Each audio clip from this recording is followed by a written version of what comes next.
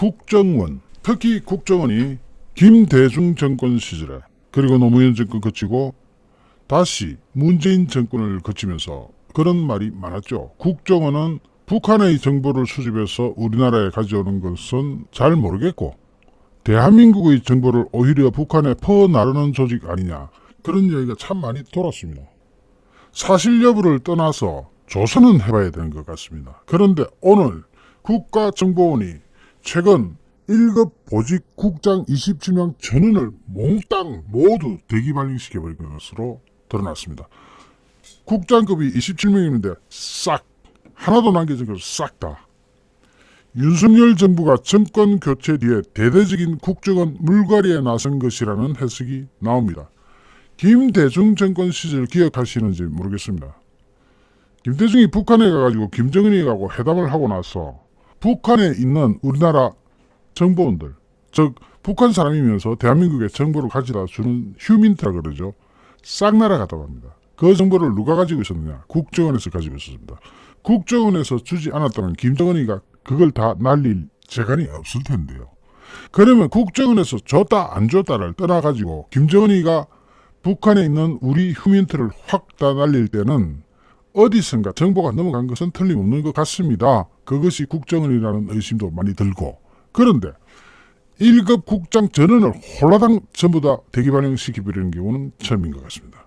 그리고 김대중 정부 시절에 수많은 국정원 직원들이 그냥 쫓겨났습니다.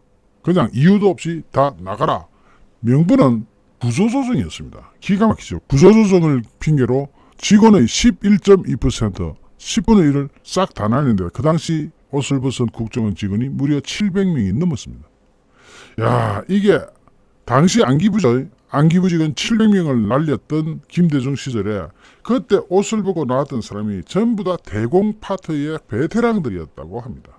그러니까 북한에 해롭다 싶으니까 싹 날려버렸습니다. 놀랬죠? 그러면 분석하면 이렇습니다. 남한에서는 국정원 직원 700명을 옷을 벗겨버리고 북한에서는 김정은이가 우리나라한테 정보를 조금씩 물어주던 휴민트를 싹 날려버리고 남북이 모두 다 날아가 버렸습니다. 이야, 그런데 오늘 드디어 국정원 1급 27명 전원을 대기 발령 조치했다. 이번에 국정원에 누가 제일 먼저 파견되는 것 같습니까?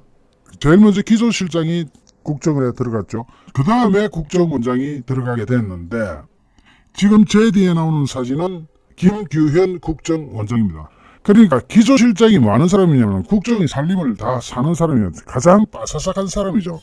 그래서 제일 먼저 국정원에 들어갔던 사람이 싹 정리를 하고 그 다음에 김규현 국정원장이 들어가가지고 마침내 인사발령을 내버린 겁니다.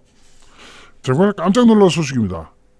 국정원은 최근 1급 보직국장 27명 전원을 대기 발령했는데 정식 인사 발표 전에 국장 전원을 일단 업무에서 배제를 해버린 셈입니다. 업무에서는 일단 배제를 하고 국장 아래 직급인 단장들이 국장 직무 대리를 하고 있다고 합니다. 국장은 못 믿는다는 거죠. 27명이 다 간첩일 수도 있으니까.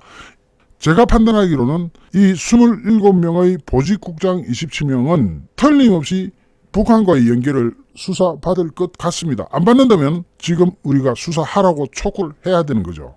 지금 이것을 보면은 곧 국정원에는 인적 쇄신을 포함해서 고강도 개혁이 곧 시작될 것이라는 관측이 나오고 있습니다. 윤석열 대통령이 국정원의 인사 및 예산 관리를 총괄하는 기조실장에 검사장 출신인 조상준 변호사를 임명한 것이 국정원 고강도 개혁의 전조였다는 겁니다. 그러니까 거기다가 검사장 출신을 왜 보내놨겠습니까? 딱 보면 오랫동안 수사 생활을 하던 사람은 딱 보면 저 사람이 간첩이다 아니다를 그런 대로 판단할 수 있는 그런 게 있겠죠. 거기다가 실질적으로 작업 들어가서 하나씩 조사해보면 뭔가가 나오겠죠. 여권 핵심 관계자는 문재인 정부 5년 동안 국정원에서 어떤 일이 벌어졌는지 확인할 필요가 있다는 말도 흘립니다.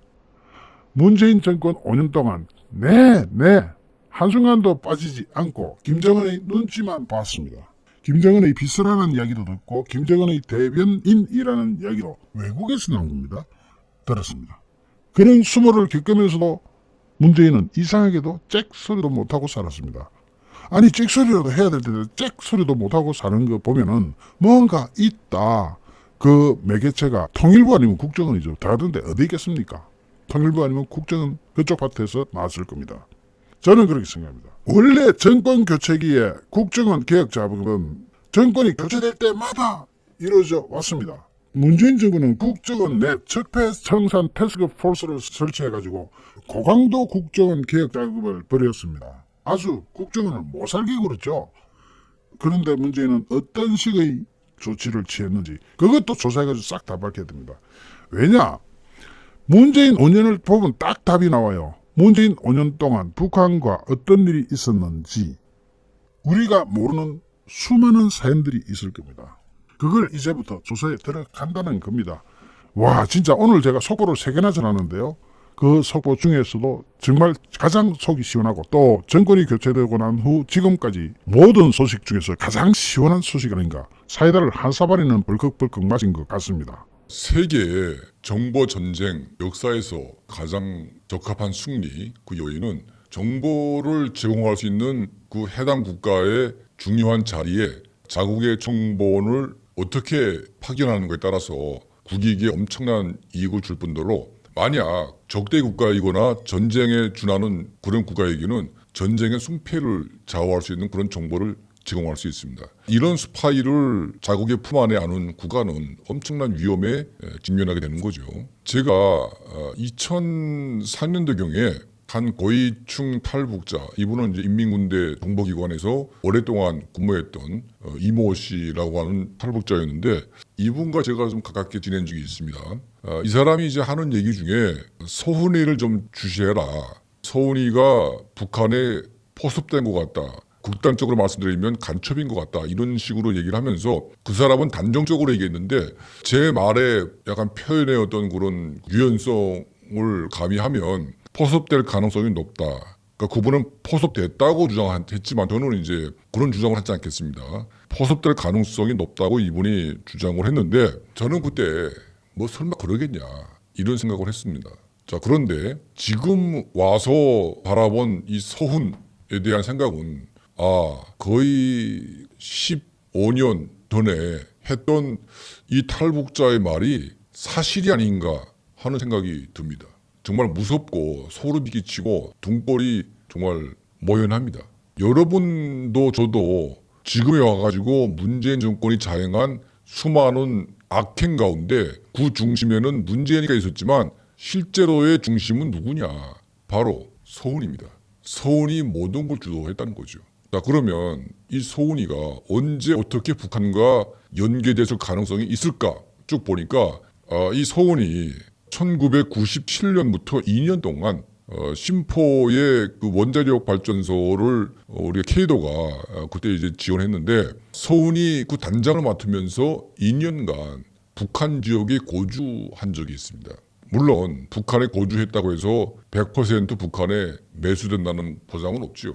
하지만 2년간 북한에 거주한 건 사실이고 그 이후부터 북한 정권은 서훈이를 매우 신뢰하고 어떤 중요한 행사를 서훈이가 주도했고 또 김정일과 김대중 또 김정일과 노무현 또 김정은과 문재인이 만나는 그 장소에 그 현장에 서훈이가 끼어 있었다. 모든 남북관계 모든 중요한 대북 정책의 중심에 서훈이가 있었고 이 사실에 대해서 북한은 단 한 번도 거부 반응을 보이거나 부정한 적이 없다는 겁니다. 자, 이게 너무 우연의 일치치고는 좀 웃기는 거 아닙니까? 우리가 뭐 증거가 없이 확정된 어떤 판결이 없이 그 사람에 대해서 뭐 북한에 매수됐거나 북한 간첩이다 이렇게 말할 수는 없습니다. 하지만 지난 20년간 서훈의 행적을 쭉 지켜보다 보니까 지금 모습 보니까 이 사람 문제 있구나. 이건 우리가 아는 거죠. 그러니까 증거가 잡힌 건 없지만 그 사람이 20년간 해왔던 일관된 행적을 보니까 이거는 북한의 간첩일 수도 있구나 하는 생각이 드는 거죠. 자, 우리가 김진경 씨라고 아시죠? 이 사람이 이제 과기대를 설립하면서 평양 과기대를 갖다가 만들면서 많은 돈을 모아가지고 북한에 지원했는데 한때 북한 간첩으로 몰려가지고 평양 보위부에 체포됐다가 다시 풀려나왔습니다. 풀려나온 이후에 다시 북한은 김진경 총장을 우리의 친구다 이렇게 이제 표현을 했는데 북한 정보기관이 바보입니까? 간첩으로 몰았다가 풀어주면서 다시 북한하고 교류한다는 것은 내부적으로 충성 서약이나 북한 정권을 위해서 뭔가 하겠다는 확실한 서약이 있기 전까지는 북한 정보기관은 절대로 믿지 않습니다. 이 사람의 어떤 사상 검증이 안 된다면 확실한 어떤 엮을 수 있는 뭔가를 잡고 나서 이 사람을 갖다가 활용을 하는 겁니다. 2년 동안 서훈이 북한에 거주하면서 무슨 일이 있었는지 우리는 알 수 없습니다. 하지만 서훈이 지금까지 국가정보기관의 요직을 두루 거치면서 특히 문재인 정권 5년 동안 서훈이가 주도한 이 대북 정책의 하나하나가 반국가적이고 반민족적이고 반인권적인 이런 행위들을 전부 주도했고 김정은이에게는 무한한 이익을 주었지만 북한 인민에게는 엄청난 고통을 주었던 이 반역 사건들을 전부 다 서훈이가 주도했다. 이게 문제가 있는 거죠. 자, 서훈이의 이력을 봅시다. 이 서훈이 1980년도에 국가안전기획부 여기에 입사를 합니다. 그리고 그때부터 정보맨으로 쭉 잔뼈가 굵었고 97년부터 99년 사이에 북한 심포지구에 2년간 상주하면서 아주 특별한 경험을 쌓게 됩니다. 자, 북한 사람과 가장 많이 만났고 또 김정일과 김정은을 또 가장 많이 만난 사람 중에 하나이고 또 이 사람은 또 미국에 가서 뭐 폼페이오라든지 또 트럼프와 같은 미국의 어떤 정보기관 대통령과도 소통을 했기 때문에 엄청나게 많은 정보들이 서훈에게 모아졌고 이 정보가 어떻게 쓰여졌는지는 알 수가 없지만 경력을 보게 되면 굉장히 특이하죠. 북한으로서는 이 사람만 매수하게 되면 엄청난 국가적인 이익을 볼 수 있기 때문에 정말 전력을 다해서 이 서훈이를 공략했을 가능성이 매우 높습니다. 자, 2004년도에 국가안전보장회의 정보관리실장을 하면서 처음으로 이제 고위직에 진급을 했고 또 2004년도 같은 해 12월 달에 국가정보원 대북전략실장을 맡습니다. 2006년도에는 국가정보원 제3사장 대북정보라인을 총괄합니다. 자, 노무현 정권이 물러나면서 이화여대 교수를 하다가 다시 문재인 정권이 들어서면서 2017년부터 2020년까지 제34대 국가정보원장을 맡습니다. 국정원장을 하는 거죠. 2020년대부터는 4대 국가안보실장을 맡습니다. 그러니까 사실상 대한민국의 국가안보를 총괄하는 국정원장과 국가안보실장을 이 서훈이가 독점을 하게 되는데 이게 우연인 것 같지 않습니다. 그리고 왜 서훈이만 하느냐. 그리고 서훈이가 어떤 생각을 가지고 있고 어떤 전략을 짜는 대단한 사람인지 몰라도 문재인이 가장 신뢰를 했고 더 중요한 것은 김정일과 김정은도 신뢰했다.